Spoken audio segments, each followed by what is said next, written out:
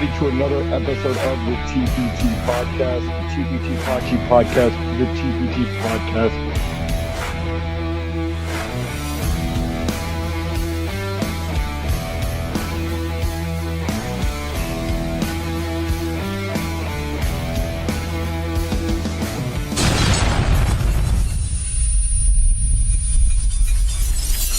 Back, everybody, to another great episode of the TPT Podcast.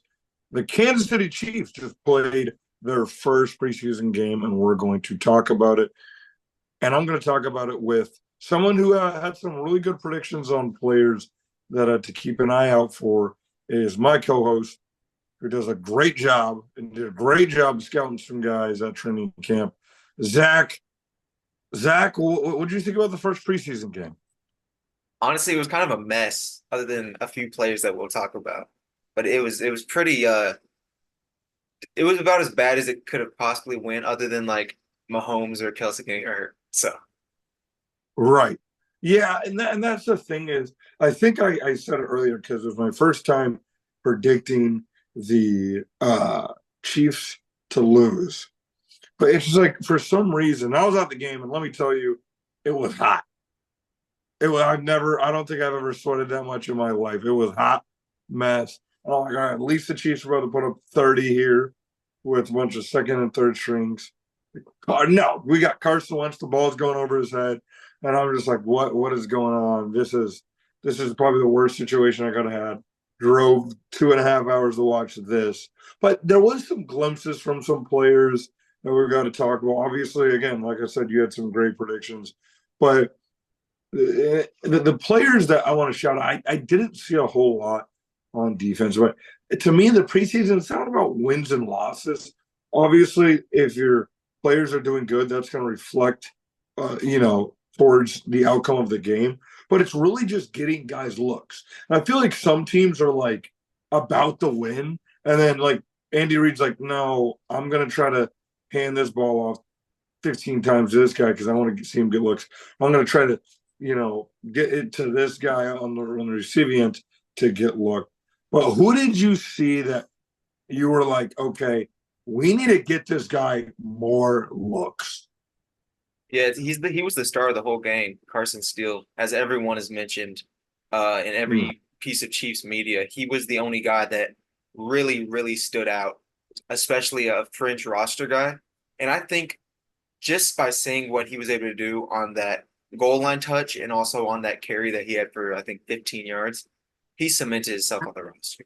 Because what is the weakest point of our offense ever since Mahomes took over in 2018? It's been third and short, fourth and short.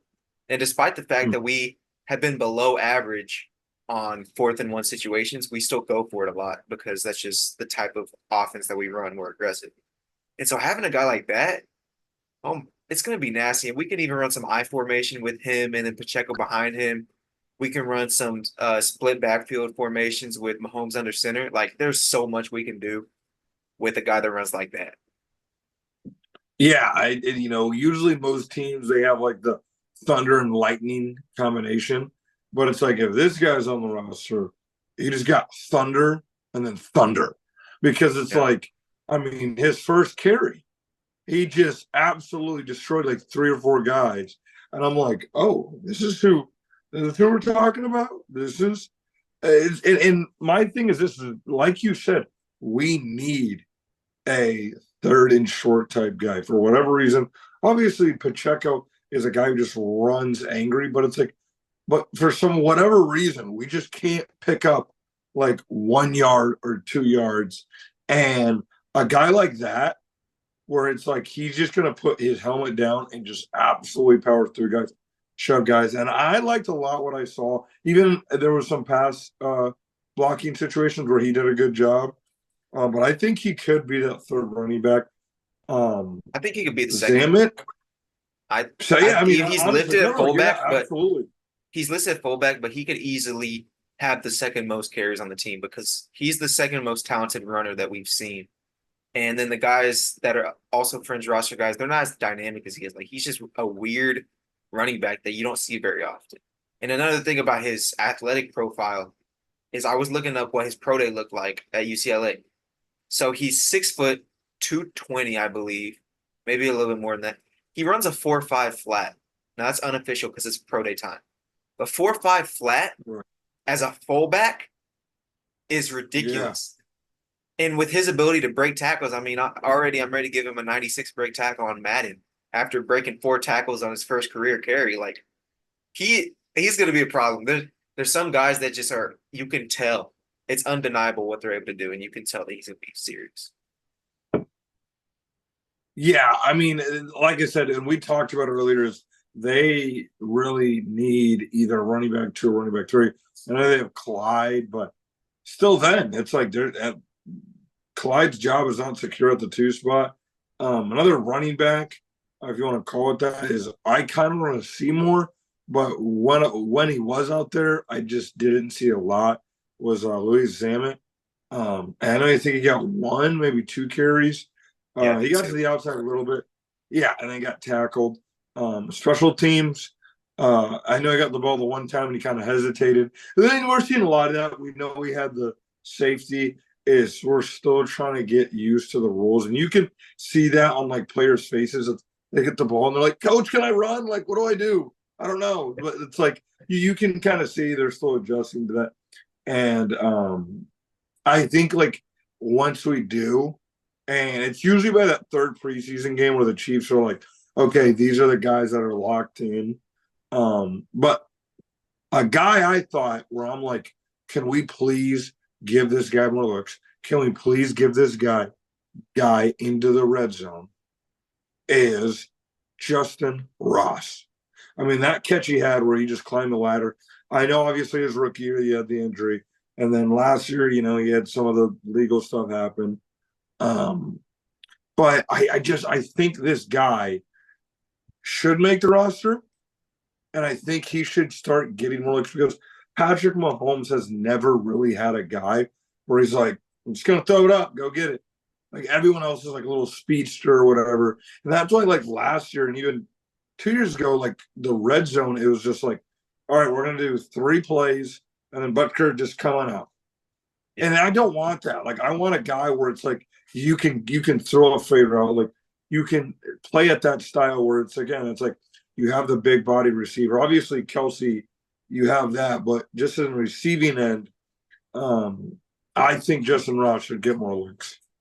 yeah, and I think he will. I mean, he's proved not just in that game where he had that sideline catch, but also in training camp that he is the most capable red zone receiver we have, other than like Rasheed Rice had a lot of touchdowns last year, and so Rasheed Rice probably still that guy, but he's more a middle of the field drag wide receiver screen guy. Now we have a guy that can go up and get it, which, like you said, we haven't really done in the Mahomes era at all. I can't remember a back shoulder fade on the 2 yard line from the Chiefs. Like Mm. I would see Aaron Rodgers throw it into Devontae Adams every other time they got down there, but I've honestly never seen that. So we'll see if Yeah, we maybe incorporate that. maybe Jody Forster. I don't know or if that's Yeah, his even last name. I Fortson, mean, maybe, huh? Fortson. Yes, yeah. So maybe him, but it's like again, we've not had that style of receiver. And I'm curious, Patrick Mahomes has and he had some grabs last year. I remember versus Minnesota, he had a pretty good game, and I think he went out with injury in that game. But I would love to see him more because again, you have all the speedsters. We already have it. We got all the guys that are just gonna, be road runner and just run down the field. Um, but I want to see a guy that's like he's going to be able to climb the ladder like that and go get it. Um, but another thing about kind of that group in general that came in. What was your thoughts of the ones, twos, threes? Personally, I didn't get to see the fours a lot. But what was just your thoughts on the one, twos, and threes during the game? The ones on offense looked good. I mean, we got on the field and we were pretty conservative and kicked a field goal, but Mahomes' pass that ended up the play that Marquise Brown got injured on, that was vintage. That was like every year I need a quick refresher that, oh yeah, this guy can basically turn nothing into something every single play. And so with that happening on the first play, it was the quickest that I think we've had so far. And I'm sure we'll talk about the Hollywood Brown injury later. Right. The offense was humming. I mean, we got down the field in like 5 plays. Pacheco had a huge run. There's a pass to Kelsey. A Pastor Pacheco that he bobbled like 17 times and then finally caught. Uh, and so yeah, everything looked perfect. Sua Mateia was doing well against Josh Hines Allen, actually. And Yeah, so say you got to put the new yeah, name on yeah, there. for sure. And one thing about his name, I'm like, I would put the new name at the end of your name, so it's easy to say Josh Allen Hines. But he put it right in the middle, and that's gonna be pretty hard to remember, honestly. But Yeah, I think he may have did it because when you Google Josh Allen, you're always going to be number two. So he yeah, probably was like, shoot, I need to put it this in front. yeah, So it's not Googling Josh Allen. And they're like, Mommy, why is it when I Google Josh Allen, there's some tall white guy that plays quarterback? So that's probably one of the reasons why he did that. But yeah, like you said, we need a left tackle. We need someone in that blind spot to kind of step up. And I thought he did well. And a lot of people had a problem with the starters. They're like, oh, I thought they were sluggish, this, that, and the other. I'm like, well, guys, they like it was preseason, they had one drive and it turned into points. So it's like I don't really know what the problem was with that. Like you said, Hollywood Brown, we're going to get to that in just a second. But I thought everyone else looked good. I know Rasheed Rice. I'm pretty sure he had a drop pass, but yeah. It again, was weird. I'm not worried about yeah, that, man. it's it's the preseason. Again, like I said, I'm not worried about those guys as much. Obviously, you do want to see them for one or two drives to kind of see them out there. Kelsey caught it. He kind of got mushed by a guy. But again, like I said, the preseason is about getting guys looks. And sometimes it's like that yeah, they could have the twos out there for 2.5 quarters and with some ones and win the damn preseason game. But it's like you could see that there was some guys in there early where it's like, yeah, they may not necessarily make the team, but we don't know what they could be for the Kansas City Chiefs. Um, Another guy where I it's like he didn't get an opportunity was McCole Hardman. He was out there. I know he had the safety and all that because that was really on Deneric Prince, which I want to get your thoughts on that. Is Hey, I'm not gonna could let that. Deneric Prince make this roster? I don't know because I that's gonna be how do they judge Clyde? Because I don't know if Clyde is 100% a lock. I mean, I would assume Deneric Really? at this point in Clyde's career is more dynamic. I mean, Clyde really has never been that dynamic. And then obviously we're gonna have a fullback spot, which might make the three running backs expendable. So I don't know, but I Right. will not be able to speak on the safety because I was streaming because obviously in Kansas City the whole television situation was just incredibly janked up. So it's on 38 the spot. The 38 the spot's not on YouTube TV. And so I had to cast it from my phone from Stream East. And then I got a call right as we were receiving that kick. So then it cut off. So I didn't actually see that. But I heard it was messed up. Wow. You should have just gave me a text and I would have held my phone up and just been like following every No, play. I forgot you were Um, there actually. But Yeah. yeah. So no, I mean, like I said, great trip. I was there. It was hot. Um, Before we kind of move on to kind of like the concerns and the injuries and um, a surprise cut, um, that's the first thing I kind of want to talk about is Hollywood Brown and how if it's like, of course it had to be, and he looked good. I thought he looked good. Even on that one play, I thought he Yeah, looked one really one good. play. I'm like, Yeah. I mean, Hollywood yeah, Brown's good at I was football. We sitting there don't and I'm like, ooh, like, dang, like we're about to go from Kadarius Tony being like the having to be like, please do good to being like, if you catch the ball on a punt, okay. Like you can go over there now on the bench. And if we need you for a little screen pass or something, we'll call you. Now it's like I'm looking at him like Worthy, even though I didn't see much from Worthy. But Brown just like even just again on some of his routes, like he just looked like he was getting open. He looked like he was separation. And then on that one, like you said, it was just vintage Patrick Mahomes. And I'm just like, yes. All of a sudden, I didn't see him get hurt. I think it was on that play. He may have like landed on his shoulder. All of a sudden, I get in the car and they're like, Hollywood Brown may never play football. I'm like, wait, what? I'm like, what is going on? Like, what happened to his shoulder? And then, obviously it came out today that he does not need surgery on it. So, what do you think the timeline is on Hollywood Brown? Hey, I'm no doctor, You know what I'm saying? So I can't speak on the timeline. So I refuse to do that, due to legal purposes. I actually respect that because I got people in my mentions that are like, dude, your best receiver's out for 10 weeks. I'm like, okay, doc, like, how do you know Yeah. this? Like, did you go and knock on Hollywood Brown's door? And then they're like, he's like, 8 weeks, guys. I'm like, okay, I'll tell Jayden. But I'm like, how do you guys know? So I absolutely respect that. Some people are saying, and again, these are people who report on football, so who knows? They're saying 3 to 4 weeks and maybe start week 1 or week 2. But hopefully, it's a speedy recovery because I would love him out there for the Ravens because, like I said, I do think that he's going to be a guy that's going to be a huge piece for Patrick Mahomes because you're giving him his strengths back again. So I hope he does have a speedy recovery. Um, but moving on to the surprise cut, I don't think it's going to be a guy like Hollywood Brown. Who do you think the surprise cut is where you're going to be like, wow, I cannot believe we let him go? That's tough because it's going to come out of the receiver room because we have so many guys that you would expect would make the roster. You Mhm. just don't know who it is. And I did see that Sky Moore was the guy coming on after Hollywood got hurt. Now we must think about Kadarius Toney didn't play and Justin Watson didn't play. So there's potential that they would have replaced him. I expect Justin Watson would, considering he was like our deep threat guy last year. But you never really know. And the fact that Sky Moore was ahead of Miko Hardman is interesting. And so Yeah, I don't know. I was saying all offseason Sky Moore's gone.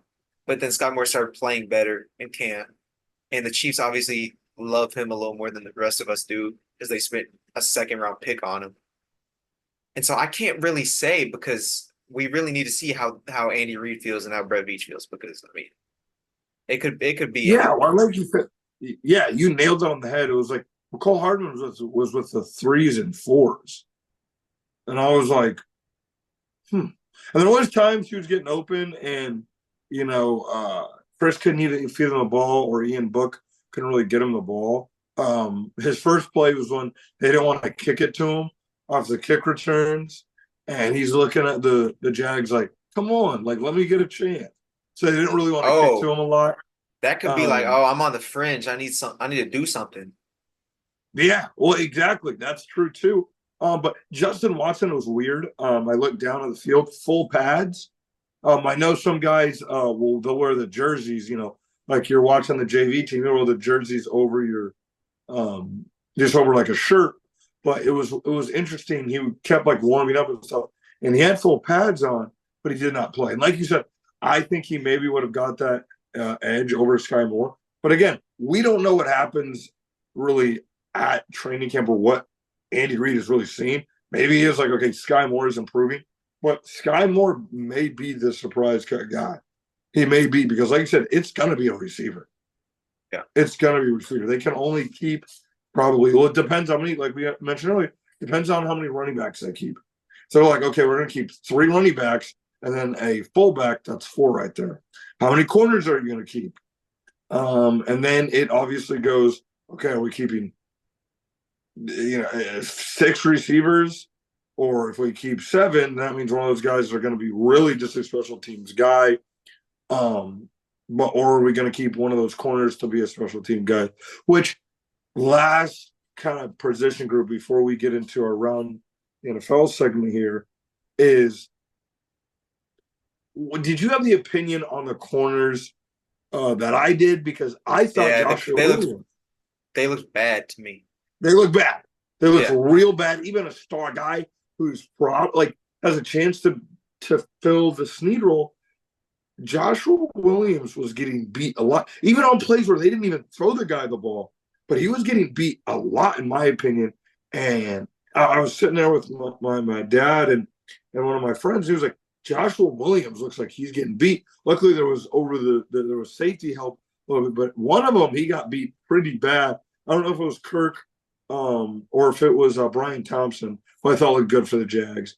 But what was your opinion on the Yeah, I corners? thought they looked like the worst group on the team.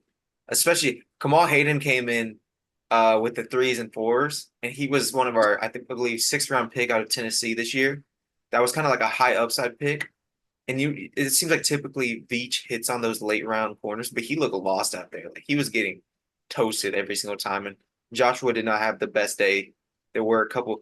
It was weird. He came out with the ones, but then he also stayed on for most of the second quarter with the two. So he was out there a lot, and he A didn't look lot. good most of the time. But he has Yeah. shown that he's an average NFL corner for 2 years. So I'm not going to hold too much against him there. But overall, the group looked like barbecue chicken most of the night. Yeah, I 100% agree. It'll be interesting who they kind of say, hey, not necessarily Phil, because the season that Snead had is just very hard to do, but say, hey, you're the guy that has to step up. That'll be the interesting factor of who they kind of say, hey, you got to step up. Because like I said, that was a position group I didn't see a lot of. I thought the quarterbacks, I thought Carson Wentz, again, he was out there for maybe a quarter and a half. That the twos didn't look great. Chris Oladukin and those guys, they look good. They were the one who got the touchdown, so they look good. Ian Book wasn't able to see a whole lot there. He's kind of the fourth string, but I think the three quarterbacks, of course, are going to be Carson Wentz, Chris. I want to say, I'm pretty sure I'm saying his name. Oladukin. Oladu Oladukun. I like to say Nigerian names with the phonetics. Yeah, you're right. So yeah, I just call him Chris. I call him Chris Theo. We're gonna just call him Theo. Theo, there we go. But speaking of quarterbacks, and I don't know if you were able to watch much of the other rookie quarterbacks around the league, but we have J.J. McCarthy, Bo Nix, J.T. Daniels, Caleb Williams, all those guys. I'm probably not naming. You're not naming right, but huh? I said JT. You said JT Daniels. Is that one of them? Oh my god, that was the dude who was Jason Daniels. Jayden Daniels. Yeah, Jayden Daniels, who spells it the same way as me. Shout out Jayden Daniels. What did you see from some of these rookie quarterbacks around the NFL where you're like, okay, this guy, either I was down on him or a guy you were kind of up on where you're like, I didn't see much, or all of them you thought did good? Yeah. The only one that I could say this game really cements how I feel about them coming into the season is Caleb Williams. Because I saw him at Oklahoma, being a Sooners fan, you as well. And then I didn't really watch him at USC. I was kind of protesting him and the man I'm not going to name. And so I didn't watch much of him since he was a freshman. But what I saw as a freshman, I was like, this guy's going to be good in the NFL. And he's very similar to Mahomes, okay? And he just is. It's not disrespectful to say that. He hasn't done anything yet, but play style is similar. He in his first preseason game, I believe he threw like 8 passes. And they were all clean. Like they were all just like crazy looking, like or like he just threw it over his shoulder for a screen pass, some throws on the run, avoiding pressure. So I'm excited to watch him. Very excited. I'm glad he's in the NFC because I'm tired of all these quarterbacks in the AFC. And so yeah, that's the thing is I think a lot of people are kind of like, oh, maybe he's a little overhyped. I don't know if he's gonna have that like day one impact where the Bears are just this 11-win team like some people do, but I'm more of in the middle. I'm not these other people like this guy paints his nails. This guy's gonna stink. But I'm more in the middle of like, again, like I said, watching him at Oklahoma, you could tell this guy first play runs 72 yards to the house versus Texas. So I was just, and again, I was like really curious to see how he did. He started out 5 for 5. His first pass, he was like, I'm just going to throw it over my legs to Swift right here and see if he catches it. I'm like, no, this guy is for real. He's going to make plays. I don't necessarily think we're going to see that CJ Stroud type year, but we're going to see at least glimpses where we're like, oh, shit, this guy's good. Yeah, like, this guy is really good. Another quarterback where I was kind of like, not necessarily more of like in the middle like I was with Caleb Williams, but just kind of like was J.J. McCarthy. And all of a sudden, apparently he's Matt Castle. He just hands the ball off to really good running backs like in college. But all of a sudden he's in training camp in this preseason game, he's throwing over the shoulders. He's throwing good passes. I'm like, maybe this guy Cam Trail. I don't think he'll start, but I don't know. I do see glimpses where this guy could be a good quarterback. Not saying he's going to go out there and be like this Pro Bowl level guy, but he's going to be a guy where it's like, I just know that I have Justin Jefferson, Jordan Addison, TJ out there. I'm just going to make the right plays. If he gets his chance this year. What do you think? Was there any other quarterback that surprised you from this rookie class? From Bo Nix to Spencer Rattler. Is there anyone else where you're okay, I was a little bit surprised. I didn't know Spencer Rattler played. I'm curious. Did he do good? Is he any good? So everyone else was telling me that Spencer Rattler had a good game, so I'm like, okay, former Sooner, gotta go check it out. He did do well versus the Cardinals, and he's another guy I encourage NFL fans to look at because you may think, okay, well, he had one good year with Oklahoma, then he kind of went to, he had the bad year. Caleb Williams came in, and then he was whatever at South Carolina. But some guys are not going to have that like college type game, and then they get in the NFL and they're like, oh, okay, like I'm a guy who likes to throw to athletic guys. I'm a guy who's going to run around and make plays. And they kind of fit that NFL style a little bit more. He's a guy where I could see if the Saints don't start out well, they're going to be like, hey, let's try to get Spencer Rattler some looks at the end of the season. So I thought he did play pretty well. Bo Nix, I thought, did better than what I've seen from just clips of like everywhere being like Bo Nix is the worst quarterback to ever play. Hey, I'm glad they picked him. Could run for Broncos.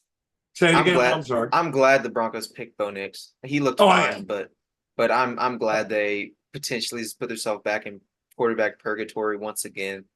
And so I love that. Jayden Daniels looked good. I watched him, and Bo Nix looked fine, but I mean, really, what are you going to get out of Bo Nix? He's like 24. He doesn't have the craziest tools where it's like this guy could become something crazy. It's kind of like he's already a good quarterback. He's been developing in college for the last 6 years. Okay. And we saw him develop. We saw him get a lot better. It's like, how much better can he get? And so I'm gonna wait till the regular season starts to start judging him. Drake May, I didn't catch anything of him, but I heard Patriots fans say that Joe Milton played better. So, Yeah, Joe Milton did play good. He had a really good drive at the end of the game. Drake May, they didn't really give him looks. I think he threw 3, maybe 4 passes, and then they snagged him. So I don't know what they're really trying to do there. Are they trying to hide him or something like that? But he just didn't. He got maybe 3 drives, I think, and most of them were handoffs. So I don't really understand that. But Joe Milton, I would say if we are talking about a surprise guy, he did look pretty good. I think Jacoby Brissett. Going back to the Broncos, because that's an AFC team, what I kind of want to wrap up with is they have 3 quarterbacks, and all of them did okay in that preseason game. So it's like there's a chance you could see Bo Nix be a second string or even a third string. And I feel like that's just the state of the AFC West right now. It's like, is there any legitimate, in your opinion, in the AFC West where you're thinking, okay, this team maybe not compete with the Chiefs, but they're going to be spoilers for the Chiefs, and we got to look out for it? No. Yeah. You can I think it's as simple as that. You can end the pod. No. Sorry. Not the Raiders, because some people think the Raiders have this tough new attitude. Do we see do you know who their quarterback is, bro? Well, that's my opinion, too. I think a lot of people, and for some reason, they think, maybe the Raiders have this new edge, this new attitude with Antonio Pierce. And I just keep going, well, look at who their 2 quarterbacks are. I know technically O'Connell beat us, but it's like he also didn't complete a pass in the second half, and our team fell apart on Christmas Day because apparently everyone was naughty. So Santa was like, I gift you all drop passes and all fumbles and interceptions. But other than that, there's really not a team. Justin Herbert is kind of in question. The Broncos, they wanted to get a DD discount Tim Tebow with Bo Nix. So I don't, like you said, I don't think anyone in the AFC West is even going to be a spoilers. I think this year they have a true chance to sweep unless it's the last week of this season. Well, let me know what you guys think in the comments about some of the rookie quarterbacks. That I'd love to get your guys' input on.